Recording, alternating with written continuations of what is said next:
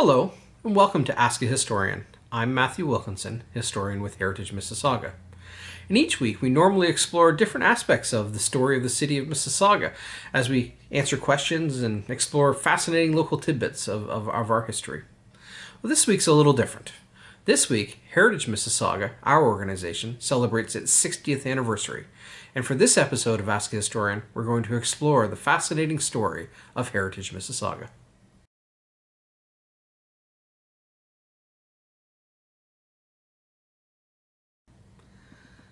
The forerunner of Heritage Mississauga, then known as the Toronto Township Historical Foundation, was founded on December 6th of 1960 and is one of the oldest heritage organizations in the province. The founding directors for Heritage Mississauga were Mary Fix, Rosamond Vanderberg, Albert Colucci, Grant Clarkson, and Robert Harrison. Between 1963 and 1966, additional directors were added, including Margaret Gildner, Marjorie Twitchell, and Rowena Watson. These dedicated individuals in the early 1960s set the groundwork for the successes of Heritage Mississauga.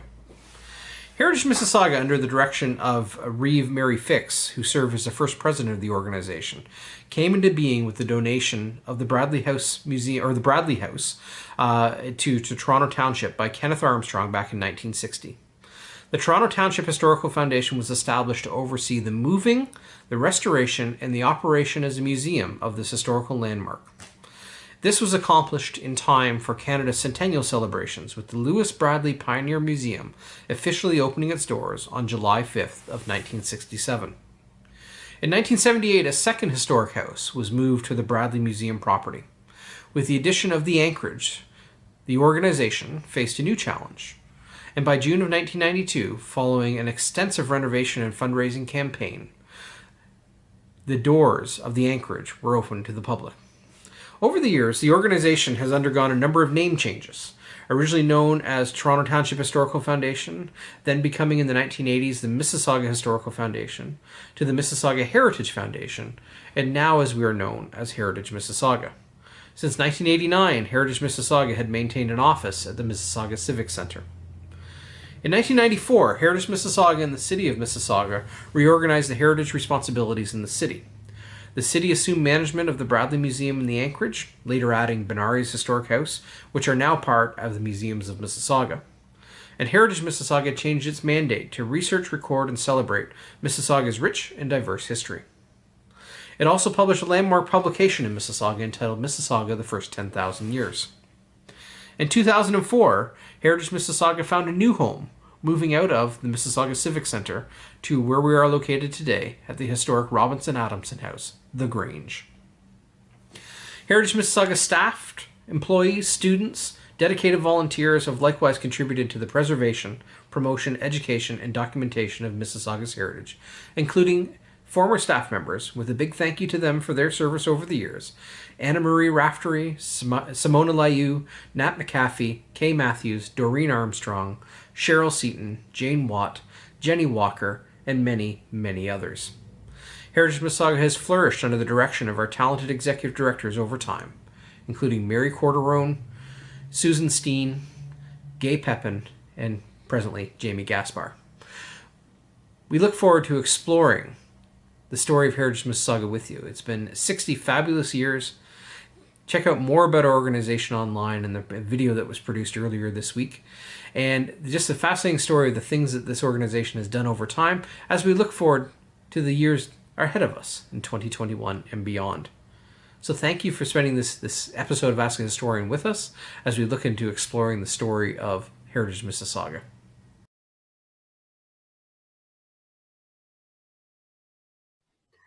Well, joining us this week on Ask a Historian is a special treat for us, and someone I see a lot, but perhaps many of you do not as much, especially in these days of COVID, is Heritage Mississauga's Executive Director, Jayme Gaspar. And Jayme has been the ED at Heritage Mississauga since 2002. And in this week of our 60th anniversary at Heritage Mississauga, we're going to walk through some memories and milestones of Heritage Mississauga, and Jayme has been at the helm for many significant programs and changes at Heritage Mississauga, and so nothing quite like the having the front seat view for some of the things that we have gone through and some of the things that we have achieved. And so thank you, Jayme, for joining us here. Thanks for having me. We'll jump right in from you stepped into it in 2002 and gung-ho from there. Within a few years, we found ourselves launching a landmark publication for us and finding a new home and facilitating the physical move of Heritage Mississauga. Some of those early years, maybe the first 4 or 5 years of yourself at the helm, from the book to the move to Manjit Allen, the first one. Wonder if you can kind of walk us through some of the memories of that time. Certainly, those were really busy years. First, when I stepped in, the book was well on its way to becoming a reality, and it was long overdue. I remember one of our esteemed counselors, Katie Mahoney, was saying, "When, please, let us have this book." And when we launched it, it was very exciting. We had so much fun with that because we produced a montage of sort of acting and not charades, I don't want to say that, but sort of pieces where we would take sections of the book and have our volunteer actors sort of play out that. So I remember that part of this play, you had one side of the blue cloth and I had the other across the Great Hall, and we were waving it like the river and the traveling over time of people along the riverbanks. And part of that book, part of the book's start is at the 10,000 year mark, but it comes right up to today and the communities that make up Mississauga today. And so we were thrilled to be able to have the Chinese dragon there and to do a Chinese drum dance, which was just fabulous because it really brought together everything that the book was all about. And that the book did take off, and it ended up going into another little bit of a reprint, and it was wonderful. We had a really good time with it. It was a fun event, though, in terms of just the overall production of it. I think what struck me the most was, I was new on the job, and the amount of enthusiasm around it, but also the people I met personally that were involved in the production of the book. I went on and worked with them in a number of different capacities. Of course, yes. But I met them for the first time, yes, either there or just leading up to that, and I thought it was just an amazing process. And the book is still available. We still have it in print, and I think it's the most comprehensive history, published history on the city of Mississauga. So a really remarkable thing. And I do have memories of that book launch. Maybe not as crystal clear. I'd forgotten the river. I think you also managed the music. I remember doing that. I remember doing that. We had a big audience. We had a great audience, and all of council was, a lot of the council were there, and there was a lot of support from the community for that launch. People really appreciated us coming out with something that was so comprehensive, that gave them a real understanding of what this geographical land was like. Mm-hmm. And it started a lot of conversations. We, as you say, met a lot of really interesting people and had the opportunity to work with them again over time. Absolutely. It was a great initiative by our organization, and a long time coming. If I remember correctly, there was a lot of interest in when the book was going to come. So the launch was well received by all at that point. Some of the other really cool things that happened, sort of along the way, and I think for us, the big moment in time was 2004, when we packed up City Hall, which, when you look at the space at City Hall that we had and the space here, it literally is almost like a third. And we packed it with so much stuff. Being in the heritage sector, you hoard everything because you don't want to lose those images or those deeds or those letters or those, recorded pieces. And so we had so much stuff. And I remember, the trucking company that we hired to come, it just seemed like a stream of boxes going and going and going. And moving into this house was wonderful because it gave us an opportunity to actually manage and steward something and actually bring to life a building that had been closed to the public for so many years. The Scouts lovingly took care of it. Scouts Canada did for their offices for 16 years, but it wasn't open to the public. It wasn't something that you could visit and share and enjoy. And we had the opportunity to actually program it and do work here and bring people in and tell them about the house. And it's one of the oldest houses in Mississauga. So it has a wonderful history and a wonderful story behind it. And so we were thrilled. It was a great move on our part, and it really has branded us as the Grange. You know, this is where people come to meet us. This is where people look to find us. What do you remember about the process of finding the home for us? So when we were looking for, I remember different ideas banding around. We wanted to develop our own space. I remember that, but how did we settle on the Grange, or how did we find the Grange? Do you remember that? Yeah, well, it was an interesting story because I was it was an interesting story. I was a beaver leader with 3rd Erin Mills Scouts. And part of our work with our group committee was to hear the news about Central Escarpment region. And they announced that they were going to be moving out of the Grange and consolidating their offices. And I immediately got a hold of our counselor on our board of directors, Katie Mahoney, which of course we are in her ward at the time, Ward 8. And I said, that's going to be our house. We have to have that house. So for the next few months, I put together, with a lot of support from staff, a request for proposal, you know, something that said, this is what we want to do with the house. This is why it should be in the hands of a heritage organization who would steward it, who would support it, who would program it, and who would sort of support and promote its history rather than any other organization that it could be rented to.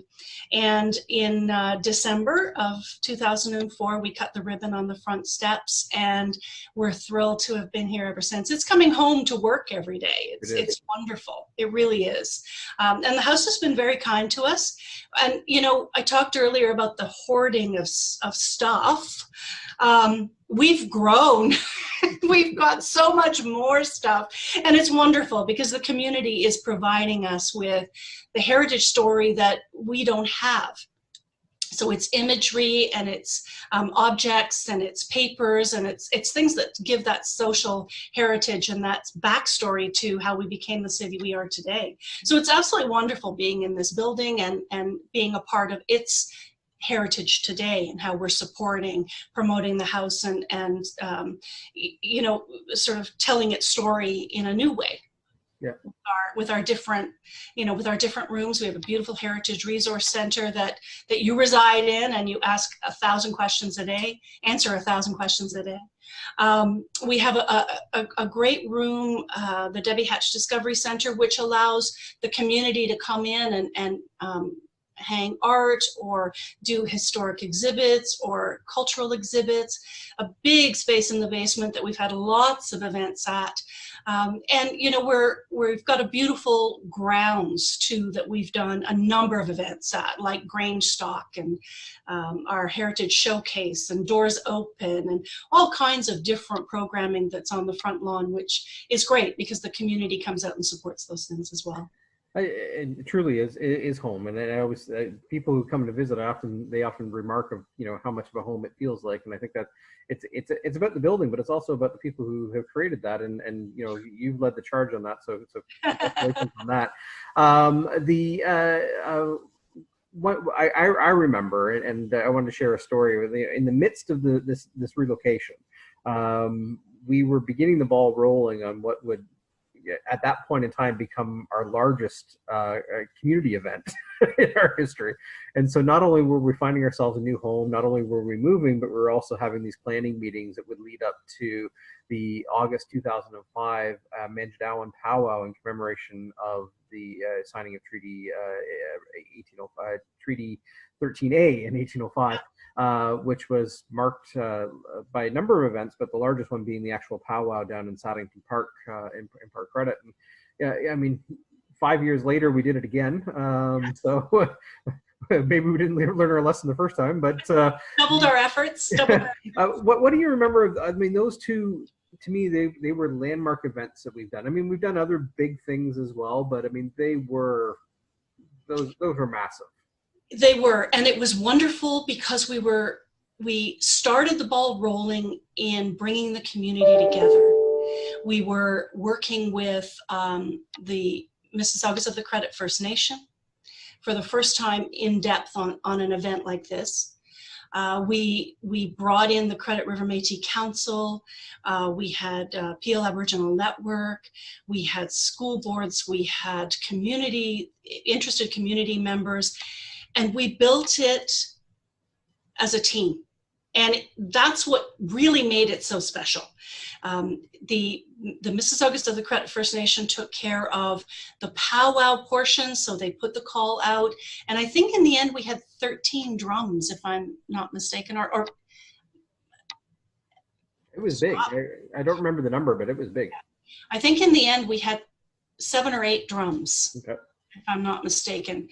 And the sound, the absolute just earth-shaking sound of all those drums together was absolutely amazing. And I remember, one of the things that we did, we brought our showcase out every year. If you remember, Matthew, we had a showcase at Square One where we had I called it a sidewalk sale of heritage. Yep. And it was all different groups with booths, and they were showcasing their work.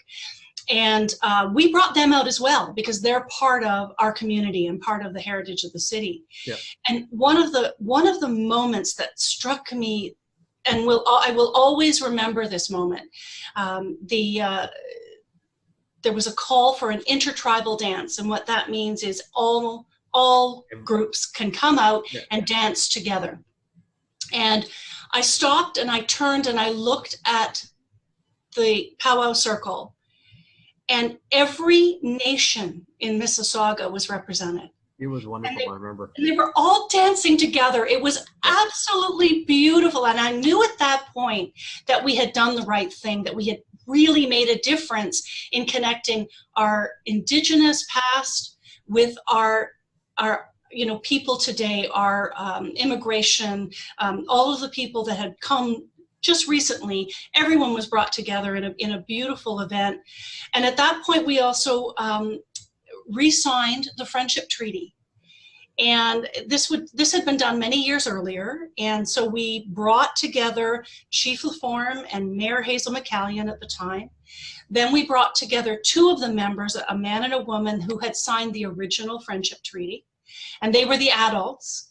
And then we had 2 young people that signed on behalf of Mississauga, and 2 on behalf of Mississaugas of the Credit First Nation. And very proud to say that my son Brent was the signature on that. And I was just so proud of the fact that, sure, I'll do it, Mommy said, and off he went. But it was a very special event because it started our friendship. It started our path in the right direction with a good heart. It really opened up the doors for us to be able to work with our new credit friends and share in so many things since then. As you said, a second Manjidowin in 2010, which was a 2-day event, bringing together even more organizations with arts and foods and cultural traditions. It was wonderful. It was wonderful. Personally, for me, the second Manjidowin was a bit more of a vague look because that was I believe the weekend my child was born. So it was, as a newborn, we were there walking around a little bit with her, and I've one of my favorite memories of being involved with Heritage Mississauga over the years was something very personal, and it happened at the second Manjidowin.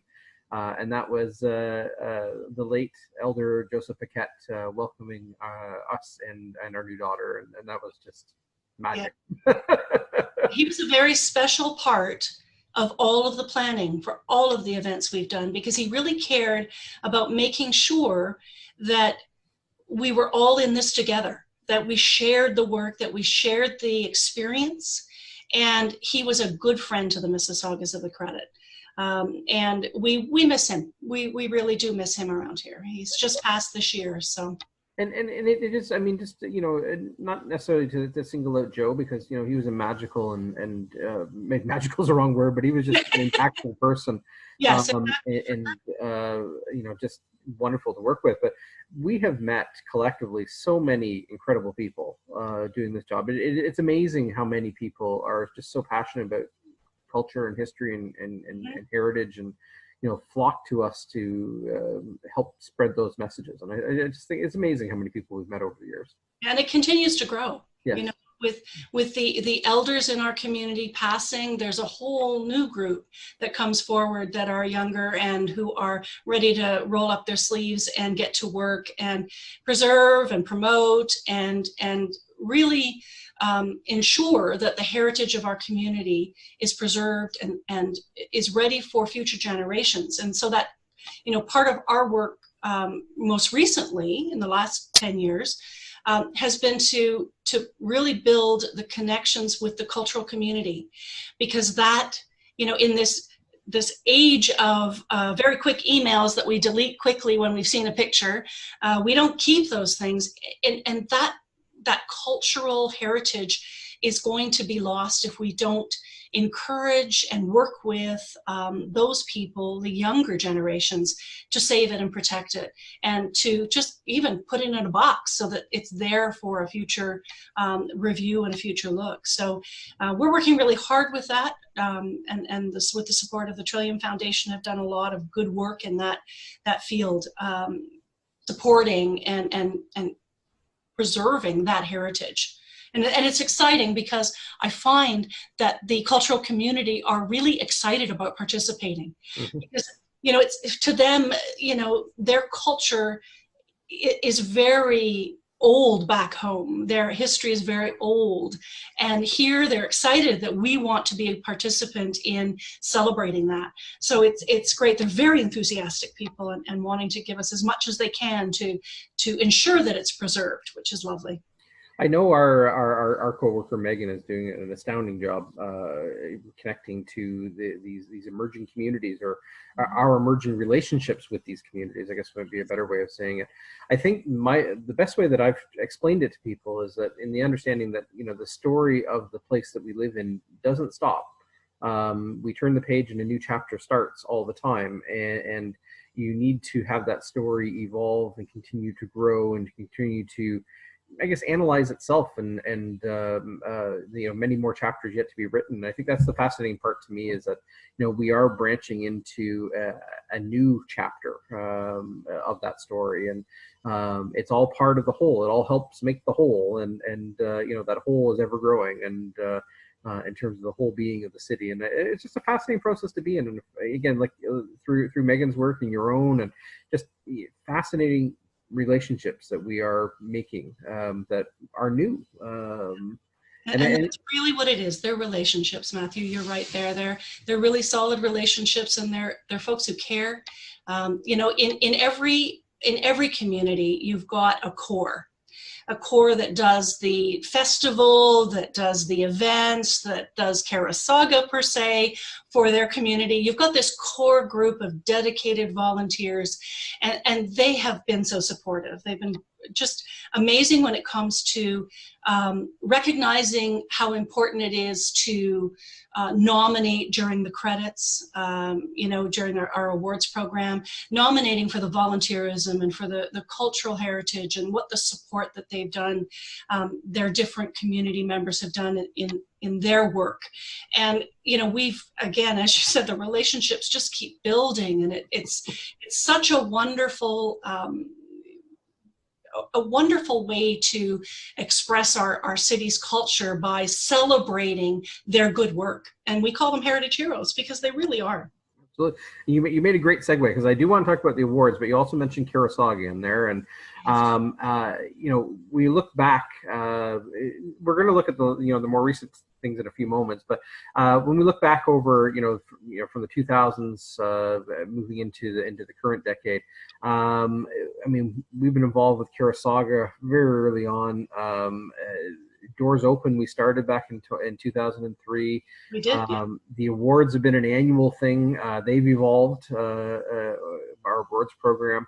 you know, I kind of lose sight. We did the kite fly a couple of years in a row. That was amazing. Yes, that was wonderful. We had cars going down Highway 10 with children in the back seat saying, "Dad, stop, Dad, stop." And the brakes, we could hear brakes being applied and a little skidding because they had to turn in to come and see that. That was so much fun. It was, you know, one of the things that we've done in our research for culturally, there are two things that I sort of set in my mind. Every community in the world has a kite, and every community has a drum.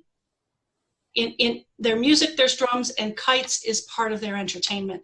And so when we brought big, huge kites to that field, and we had kites that you could make, we had paper kites that you could just fold, and we went so far as to build a Canadian kite, which was really exciting, with Eric Gibson's support, and it flew just beautifully. It was wonderful. The volunteers were thrilled about that, having a chance to build an actual Canadian kite, a Canadian design.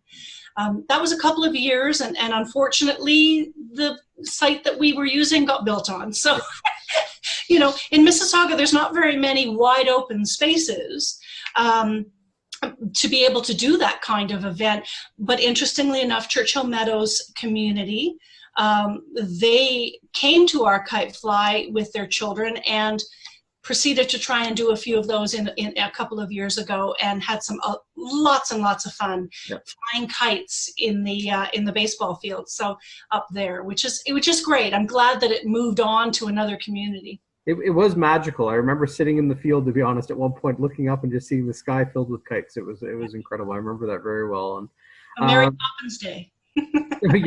Yes.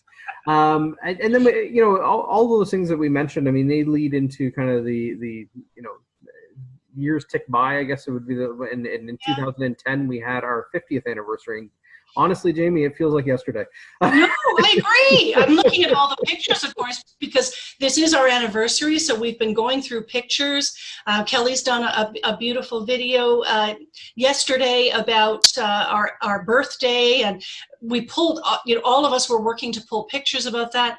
And the imagery of 2010 came up, and I was amazed. I just, you know, we launched our latest book at that point, the Lost Villages book at that anniversary.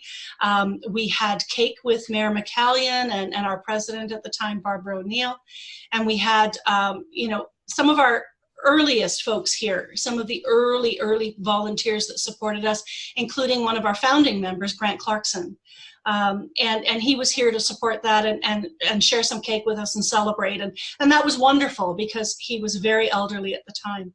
You know, so I can't believe that many years have gone back so quickly. You know, and I kind of sort of associate that with the fact that I really love what I do. Yeah. And it's just, you know, one full 18 years is all at once, because everything we've done has been a lot of fun. It's creative, and it's never the same any one day. We have something new that's going on all the time, a new contact, a new relationship, a new event to work with, a new organization that wants to share what they're doing. We're just so you know, blessed to be able to work in an organization that has this much fun. To be honest, I have, you know, from staff, and you and I have worked together for a long time, and we don't need to do the math there, but you know, I have to say thank you to you. Your enthusiasm drives that energy, if that makes sense. Thank you. I'm glad. There are days when some of those events start to feel long, and you know, we all go through it. But you know, it honestly, it's a wonderful place to work. Heritage Mississauga is a wonderful place to work. The Grange is a wonderful place to call home. Mm-hmm. But the camaraderie that our staff has built, and you know, following the enthusiasm that you bring and lead with, I think, I mean, it goes miles. It really does. I mean, we're four small people, and we are. And you know, when you say that the amount that we've done, we've always been 4 people or less. Yeah, we were down to 2 at one point. I remember. Yeah, we were, and it really, you know, stems from the fact that we figure out a way to make what we want to do happen. Yes. Whether it's exactly the way it was planned or exactly the outcome, doesn't matter. As long as we are able to accomplish what we want to accomplish, we just jump in and go and try and do anything we can to make what we want to do happen. You know, I look to things like our comic books. Like, wow, amazing! What an amazing you know, part of our heritage as an organization, and the fact that we are engaging the youngest and the oldest and teaching them the same story. Like, that's just amazing. And we're, you know, blessed with our little bus driver, Hazel McCallion, who has supported us from the very beginning on these. And, you know, there's that. And then there's the educational booklets and all the videos we've done. Yeah, absolutely. You know, we've branched out to try and, you know, do our work in a unique way. And we are a totally unique heritage organization from anything I've been able to research or find and discover. We are unique in the fact that we present our story in any way we can, in an enthusiastic, unique, exciting way. You know, and I think to the haunted Mississaugas that you do, you know, it's interesting when little children leave the event talking about the story they just learned. And a parent looks at me and says, "You just taught him some history. How did you do that?" And he really liked it. You know, and that's I think the blessing that we have, because we are an organization that says, here's something we want to do, and we're able to just shape it and mold it and come up with a really unique opportunity to engage our community, to excite our young and our old, and bring a heritage story that, you know, it is not something that, well, it can be very dry. It can be boring, but we embrace it in some different fashion, presenting it as a theater performance with improv, or, you know, that kind of thing. It just brings it to life. You know, and I think the other one, of course, is our 1812 team. You know, what a success that has been with Thompson's company. Over the years from 1812, there was this, you know, interest that bubbled up and started with our Vice President, Greg Carrero, in creating a team that could go out and actually participate and tell this living history story. And they've been all over Ontario. They've been in the US. Yep. And they take Mississauga and Thompson's company with them and tell that heritage story from 1812. And wow, you know, it has been a very interesting and unique journey that we've all been on, you know, and it's exciting. Absolutely. And I mean, all those things are just, they're milestones, but in a way they're ongoing things too, right? Like they don't end with any of those. I think of, you know, there were a couple of one-off things that were quite big and quite incredible. Souterrain comes to mind. Oh, yeah. And I try, like, there's so many things percolating in my head.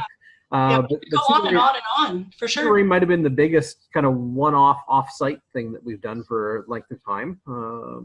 Yeah, and that was a really special piece for us, because it brought us together with an organization who was there, who did that work in molding and copying, 3D printing. So it was even the technology that was fascinating. Mm-hmm. And that was part of the exhibit. How did they physically do these chalk drawings and bring them out of the caves and showcase them in this beautiful display that we were just able to work with the owners of the building, with Karen Rass, the counselor in the community, and we were able to just present to Mississauga this really unique piece of art. It really was a piece of art in the end that they came away with, but started in those caves. And you know, pictures really didn't do it justice. You needed to see the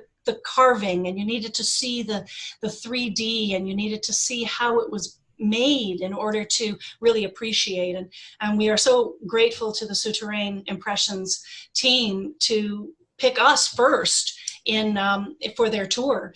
And it went across Canada. It was an amazing exhibition. Yeah, absolutely. And we look, I mean, we've seen the evolution of the credits over time to being the gala that it is now. I mean, 2020 is offering something a little different this year, but, you know, we can look to 2021 and beyond and hope to see it come back in its full flare. And I don't know. Crossing fingers. Yeah, cross your fingers. But I mean, we've seen the evolution of those long-standing programs as we ourselves grow. And we look at 2020 has offered opportunities or challenges, but opportunities at the same time. Oh yes, and I must, you know, sort of stop right here and say that I need to send out a special thank you to the staff of Heritage Mississauga. When we were closed March 16th, we, you know, everyone thought, well, it'll be a few weeks, maybe a month, and then we'll be back on track again. Very quickly, we identified that this wasn't going to be a short situation. And with Kelly's determination to do video and to bring a program of some kind, your heritage and historic information married together with, you know, all of the work being done on our website to make sure with Megan doing that and her live, you have created a program a virtual program that takes us on the road and ensures that we're still providing to the community really excellent, incredible programming. And we've had kudos from a lot of people on that. You're still giving, as a group, this amazing history lesson in a unique, exciting way that is different, that is yes, on a virtual platform, but it's there and it can always be accessed, which is even better. You know, you can go back to it if you miss it. And I think for me, the biggest part of this virtual program that is so heartwarming is that with our students' help and doing the digitization, we've been able to bring the vault, some of those VHS tapes from our vault in the basement, and digitize them and bring them to life again and see those people that were our founding members presenting on topics of the time. And also we've got audio that we're going to be working with in the new year, which I find really exciting as well. Oral histories that have been recorded. I'm looking so forward to that program as well. You know, and I think that's something that we've been able to accomplish and do, which is just extraordinary.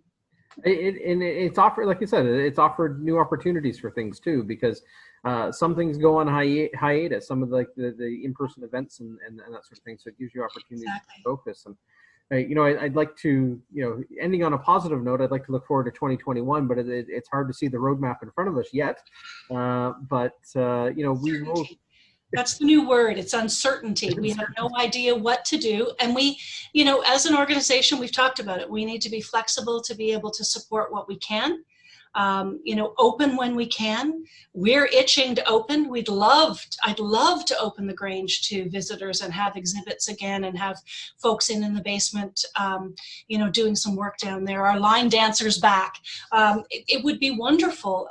We're just uncertain. And that's the hardest part about this pandemic, is that there's no light at the end of the tunnel.